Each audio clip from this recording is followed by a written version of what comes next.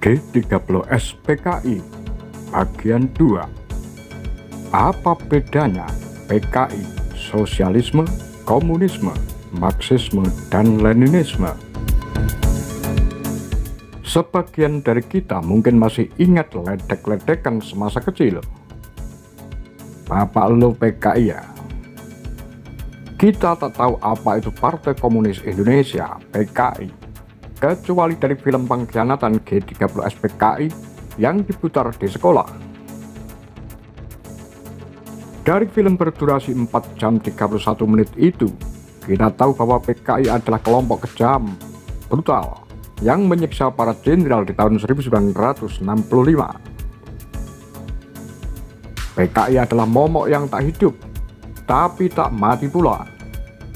Di warung kopi, aksi demo, hingga di kantor-kantor pemerintahan, selalu ada orang yang mengingatkan bahayanya disusupi PKI. Tapi apa sebenarnya PKI itu?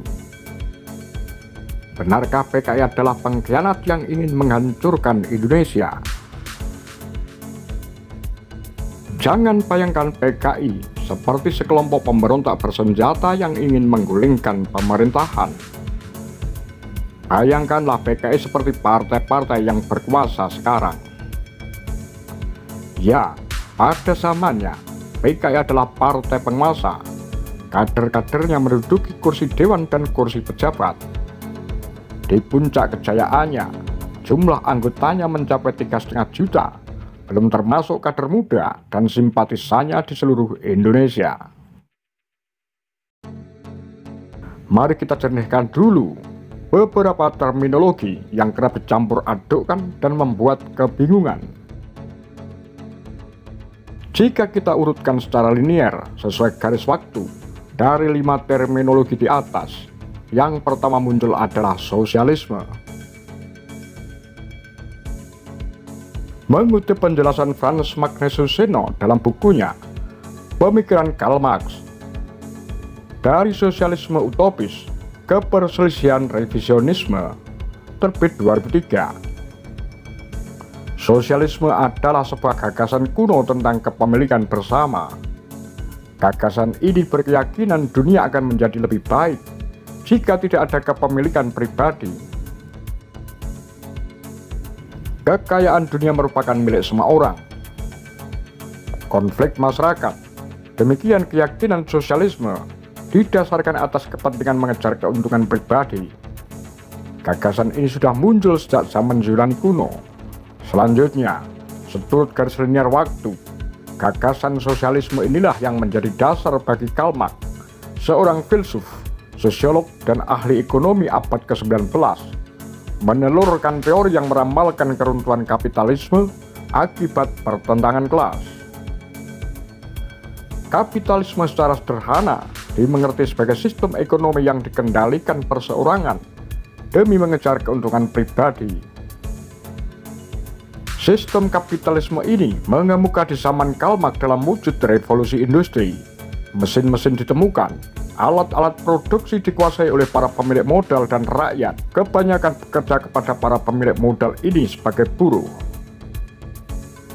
Realitas sosial era revolusi industri ini dipotret Marx dalam teori kelasnya. Ia membagi masyarakat dalam 2 kelas, yaitu kelas pemilik modal bourgeois atau alat produksi dan kelas pekerja proletar. Marx menuliskan gagasannya dalam buku yang amat dikenal, Das Kapital. Marx berpendapat, pertentangan kelas adalah sumber masalah hidup kapitalisme atau pertentangan bourgeois dengan proletar yang semakin menguat. Diramal Marx bakal mendorong terjadinya revolusi. Marx sangat yakin kaum proletar yang akan memenangkan revolusi ini. Kelas proletar, ramal Marx, bakal menghapus kelas di masyarakat. Tidak ada kepemilikan individual, semua dibagi rata untuk dunia yang lebih baik dan sejahtera. Ajaran Marx tentang teori kelas dan kehancuran kapitalisme disebut Marxisme. Marxisme tidak sama dengan komunisme. Komunisme adalah gerakan dan kekuatan politik partai komunis yang dibentuk Vladimir Ilyich Ulyanov yang dikenal juga dengan Lenin, yang menggerakkan Revolusi Oktober 1917. Revolusi Oktober dikenal juga dengan sebutan Revolusi Bolshevik, terjadi pada 25 Oktober 1917. Gerakan politik Partai Komunis pimpinan Lenin merebut kekuasaan dan membentuk negara sosialis pertama di dunia yang disebut Uni Soviet. Lambang palu dan arit muncul di era Revolusi Oktober. Palu dan arit melambangkan bersatunya kaum buruh dan tani melawan kaum pemilik modal. Lenin memodifikasi ajaran Marx. Ia tidak sabar revolusi muncul secara natural dan menghancurkan kapitalisme. Ia mengintervensinya dengan gerakan politik. Jadi, komunisme adalah gabungan Marxisme dan Leninisme. Di bawah Lenin, komunisme menjadi gerakan politik dan ideologi internasional. Kemenangan komunisme di Rusia mendorong revolusi komunisme di negara lain. Ada Mao Zedong di Cina yang memimpin Partai Komunis Cina dan mendirikan Republik Rakyat Cina pada 1 Oktober 1949. Sebagai sebuah ideologi dan gerakan, komunisme naik daun dengan kisah sukses Uni Soviet dan Cina. Pada pertengahan abad 20, Uni Soviet menjadi kekuatan besar yang berhadapan-hadapan dengan Amerika Serikat. Nah, Partai Komunis Indonesia atau PKI merupakan bagian dari jejaring ideologi internasional yang berbasis di Uni Soviet bentukan Lenin. Di Indonesia, gerakan komunisme diwadahi Partai Komunis Indonesia. Dikutip dari pidato DNID pada ulang tahun ke-35 PKI 23 Mei 1955. PKI berdiri karena terinspirasi Revolusi Oktober 1917. Namun sebelum meledusnya Revolusi Oktober, nafas sosialisme sudah terasa dengan lahirnya serikat-serikat buruh yang melawan kolonialisme. Bulan Mei 1914 di Semarang, berdiri ISDV, organisasi politik bentukan revolusioner Indonesia dan Belanda yang bertujuan menyebarkan Marxisme di kalangan kaum buruh dan rakyat Indonesia. ISDV inilah yang pada tanggal 23 Mei 1920 melebur diri menjadi PKI. Jika di Eropa, komunisme adalah perjuangan para buruh kasar melawan tuan-tuannya. Di Indonesia, komunisme diperjuangkan oleh buruh tani untuk menumbangkan kolonialisme Belanda. Pengaruh PKI meluas di Jawa dan Sumatera. Sayangnya, di internal sendiri, Partai Nasional itu pecah menjadi faksi-faksi. Hingga pada 1926, PKI berusaha melancarkan revolusinya. Kader dan simpatisannya memberontak terhadap pemerintah kolonial. Ribuan ditangkap dan diasingkan. Pemerintah kolonial menyatakan PKI terlarang.